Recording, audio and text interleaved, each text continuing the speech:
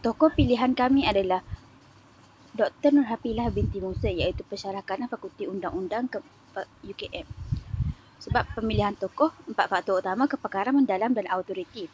Beliau adalah pakar dalam undang-undang Malaysia dan sistem perundangan Islam. Mampu menilai keberkesanan perlembagaan, bahagian 2 kebebasan asasi dan melindungi hak rakyat komuniti. Yang kedua, relevan dan dengan cabaran era digital. Pendidikan beliau memfokuskan kepada kebebasan bersuara dan hak asasi sivil, sangat bersesuai untuk mengupas isu moden, ruang cyber, pencerobohan maklumat, hak privasi dan penularan berita palsu. Yang ketiga, strategik sebagai warga pendidik, berupaya memberikan pandangan tentang peranan mahasiswa belia dalam mempertahankan perlembagaan, mampu mencadangkan langkah konkret untuk meningkatkan literasi undang-undang dan demokrasi matang dalam kalangan generasi muda. Yang keempat, pandangan kritis terhadap reformasi perlembagaan, mempunyai kapasiti akademik untuk menilai keperluan pindaan perlembagaan semasa, fokus kepada isu kontemporari seperti kesamarataan jantina, hak privasi secara cyber dan eksplisit. Sesi ini dijalankan untuk mengupas topik benteng hak rakyat menilai peranan perlembagaan persekutuan melalui 4 fokus utama. Yang pertama, menilai peranan keberkesanan perlembagaan persekutuan dalam menjamin kebebasan rakyat. Yang kedua, cabaran untuk mengenali pasti dan mengekalkan keluhuran perlembagaan di era moden. Yang keempat, ketiga, peranan belia mencari jalan agar generasi muda aktif memahami dan mempertahankan perlembagaan. Yang keempat adalah reformasi, meneliti peruntukan yang perlu diperbaiki demi memperkukuhkan hak warga negara.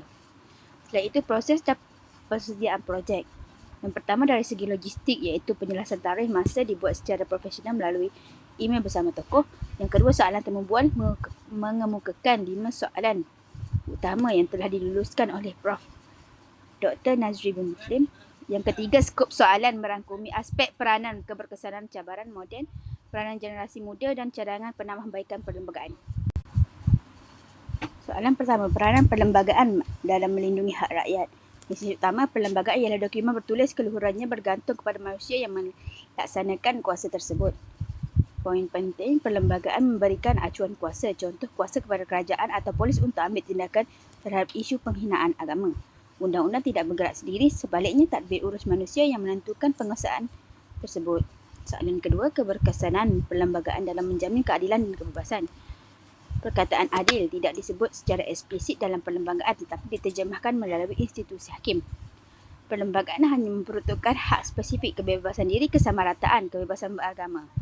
Mahkamah juga memainkan peranan penting bagi memastikan hak rakyat sentiasa terjamin. Yang ketiga, cabaran mengekalkan keluhuran perlembagaan. Misi pertama, kurangnya kefahaman menyeluruh tentang batasan hak kebebasan di bawah perlembagaan. Pendidikan perlembagaan amat kritikal